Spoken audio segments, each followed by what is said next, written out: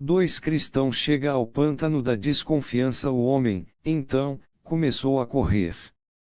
Ora, nem havia ainda se distanciado da porta de casa quando sua mulher e seus filhos, percebendo, começaram a gritar-lhe que voltasse.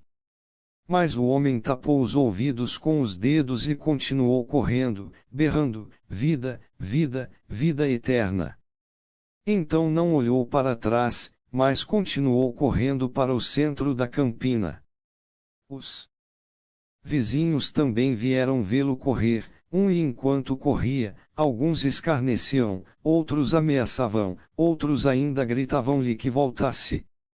Ora, entre esses, 2 decidiram trazê-lo de volta à força. O nome de um deles era Obstinado, e o outro se chamava Volúvel. A essa altura, contudo, o homem já estava a boa distância deles, mas mesmo assim eles resolveram persegui-lo, e em pouco tempo o alcançaram. Disse-lhes o homem: vizinhos, por que vieram atrás de mim? Para convencê-lo a voltar conosco. Isso não é possível.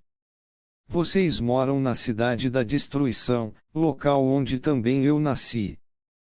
Percebo isso e lhes digo que, morrendo ali, mais cedo ou mais tarde vocês afundarão além da sepultura, até um lugar que queima com fogo e enxofre. Alegrem-se, bons vizinhos, e acompanhem-me. O que? Disse. Obstinado. Deixar nossos amigos e nosso conforto para trás. Isso mesmo, disse Cristão, pois era esse o seu nome, porque tudo isso que vocês abandonarão não é digno de se comparar nem com um mínimo daquilo que busco desfrutar.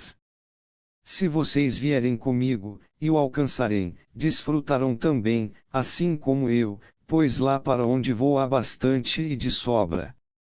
Venham e comprovem as minhas palavras. Obstinado, que coisas são essas que você procura e pelas quais abandona o mundo todo? Cristão busca uma herança que jamais poderá perecer, macular-se ou perder o seu valor, e ela está guardada no céu, em segurança, para ser distribuída no tempo devido àqueles que a perseguirem com zelo. Leiam, se quiserem, no meu livro. Obstinado, dane-se o seu livro. Vai voltar conosco ou não? Cristão? Não, não vou, pois já pus a mão no arado. Obstinado, não adianta, meu vizinho volúvel. Retornemos para casa sem ele. Há uma multidão desses tolos alucinados, e quando se convencem de uma fantasia, ficam mais sábios aos seus próprios olhos do que 7 homens que sabem expor a razão. Volúvel, não o insulte. Se o que o bom cristão diz é verdade, as coisas que ele procura são melhores do que as nossas. Meu coração se inclina a acompanhar o meu vizinho. Obstinado, o quê? Há mais tolos então. Ouça-me e volte. Quem é que sabe aonde um homem tão mentalmente doente poderá levá-lo? Volte, volte, e seja sábio. Cristão, acompanhe-me, vizinho volúvel. Além do que já lhe falei, há muito mais glórias a alcançar. Se você não crê em mim, leia então este livro, e pela verdade do que está expresso aqui, veja que tudo está confirmado pelo sangue de seu autor. Volúvel, ora, vizinho obstinado, estou prestes a tomar uma decisão. Pretendo seguir com este bom homem e arriscar com ele a minha sorte. Mas, bom companheiro, você acaso sabe o caminho até esse lugar almejado? Cristão, sou guiado por um homem chamado Evangelista. Ele nos conduzirá até uma pequena porta que está adiante de nós. Lá receberemos instruções acerca do caminho. Volúvel, vamos então, bom vizinho, partamos agora. E partiram os 2. Obstinado, quanto a mim, vou voltar para casa. Não servirei de companhia para homens fantasiosos e perdidos.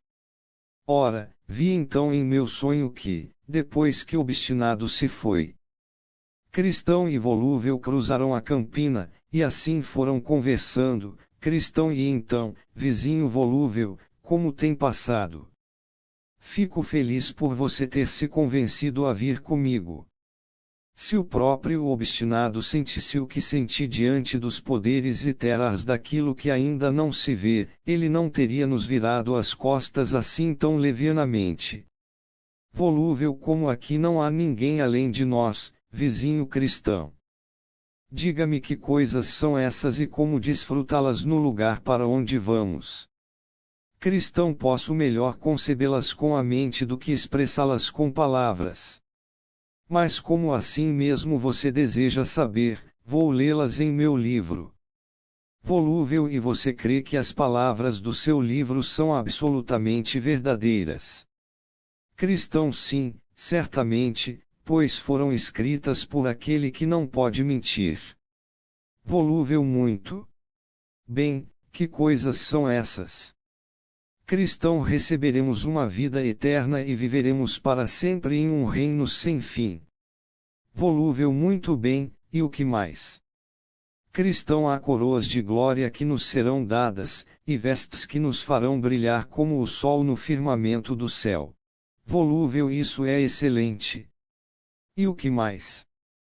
Cristão, não haverá mais choro nem pesar, pois aquele que é proprietário do lugar nos enxugará dos olhos toda lágrima. Volúvel, e quem teremos ali por companhia? Cristão, lá conviveremos com serafins e querubins, seres que de tão brilhantes ofuscarão nossos olhos. Lá você também encontrará milhares e dezenas de milhares que chegaram antes de nós, nenhum deles é agressivo, mas santo e amoroso. Todos eles andam à vista de Deus e permanecem aceitos em sua presença para sempre. Resumindo, lá veremos os anciãos com suas coroas de ouro. Lá veremos as santas virgens com suas harpas de ouro. Lá veremos homens que pelo mundo foram retalhados e queimados, devorados por animais e afogados nos mares, devido ao amor que tinham ao Senhor do lugar. Agora todos estão bem e vestidos de imortalidade. Volúvel, ouvir isso já arrebata o coração de qualquer homem. Mas podemos desfrutar dessas coisas. Como poderemos consegui-las? Cristão, o Senhor, soberano daquela terra, registrou isso neste livro. A essência é a seguinte: se verdadeiramente nos mostrarmos dispostos a tê-las, Ele nos irá concedê-las gratuitamente. Volúvel, ora, meu bom companheiro, estou contente por ouvir essas coisas. Vamos, apressemos o passo. Cristão, não posso ir tão rápido quanto gostaria, por causa deste fardo que trago às costas. Então vi em meu sonho que, assim que encerraram essa conversa, aproximaram-se de um pântano muito lamacento que havia no meio da campina, e, estando os dois desatentos, caíram de repente no brejo. O nome do pântano era Desânimo. Ali, portanto, viram-se atolados por algum tempo, ficando repugnantemente enlameados. Cristão, por causa do fardo que trazia às costas, começou a afundar no lodo. Volúvel, ei, vizinho cristão, onde você está? Cristão, na verdade, não sei dizer. Diante disso, Volúvel ofendeu-se e, irritado, disse ao companheiro: essa é a felicidade de que você vinha me falando. Se logo na partida já nos retardamos tanto, que podemos esperar daqui até o final da jornada? Se eu escapar com vida, você pode ficar com a minha parte dessa terra magnífica. 2. Dizendo isso, em um esforço desesperado, saiu do lamaçal, na margem do pântano mais próxima de sua casa. E lá se foi. Cristão nunca mais o viu. Restou a Cristão, portanto, atolar-se sozinho no pântano do desânimo, mas assim mesmo se esforçava por alcançar a margem do pântano mais distante da sua casa, e mais perto da porta estreita. Ele de fato chegou lá, mas não conseguia sair, por causa do fardo que trazia às costas. Mas vi em meu sonho que dele se aproximou um homem, cujo nome era Auxílio, que lhe perguntou o que fazia ali. Cristão Senhor, recebi ordens de um homem chamado Evangelista de seguir por este caminho. Ele também me orientou a alcançar aquela porta distante, para que eu possa escapar da ira vindoura. E para lá seguia quando caí aqui. Auxílio, mas por que você não procurou as pegadas? 3 Cristão, o medo que me acompanhava era tão forte que fugi pelo caminho mais próximo, e caí. Auxílio, então me dê a sua mão? Auxílio estendeu-lhe a mão e puxou Cristão, colocando-o em solo firme e ordenando-lhe que seguisse o seu caminho. Este então se aproximou daquele que o tirou do pântano e disse: Senhor, se este é o caminho da cidade da destruição até a porta distante, porque o terreno não está aplanado para que os pobres viajantes sigam para lá com mais segurança. Ele respondeu: Este pântano lamacento é um lugar que não pode ser aterrado. É a depressão para a qual correm continuamente a escória e a imundície e que acompanham a condenação do pecado, por isso chama-se pântano do desânimo. À medida que o pecador desperta para sua perdição, surgem em sua alma muitos medos, dúvidas e desanimadoras preocupações, e todas se reúnem e se acomodam neste lugar. Essa é a razão da má qualidade deste terreno. O rei não se agrada de que este lugar permaneça assim tão ruim, prosseguiu. Seus operários, subordens dos inspetores de Sua Majestade, também vêm trabalhando ao longo desses 1600 anos neste terreno, para, quem sabe, aplaná-lo.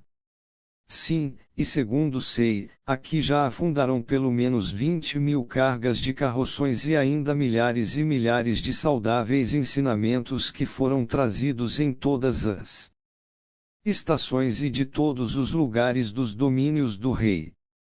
Os que sabem contar dizem que esses são os melhores materiais para aterrar o lugar. Se fosse assim, já poderia ter sido aterrado, mas continua ainda o pântano do desânimo, e assim continuará quando já tiverem feito o que podem fazer. É verdade que há, por ordem do legislador, certas pegadas boas e essenciais, 4 espalhadas mesmo aí no meio desse pântano, continuou, mas quando esse lugar vomita a sua imundície, como o faz quando muda o tempo, dificilmente se vêem as pegadas. Mesmo quando estão visíveis, os homens, por causa da tontura que sentem, passam direto e, apesar de as pegadas estarem ali, acabam atolados na lama. Mas o solo é bom quando eles afinal alcançam a porta. Depois vi em meu sonho que, a essa altura, Volúvel chegava à sua casa. Então seus vizinhos vieram vê-lo, e alguns deles o chamaram sábio por ter voltado, e outros o chamaram tolo por arriscar-se ao lado de Cristão, outros até zombaram de sua covardia, dizendo: certamente, depois de iniciada a aventura, eu não seria vil a ponto de desistir diante de umas poucas dificuldades.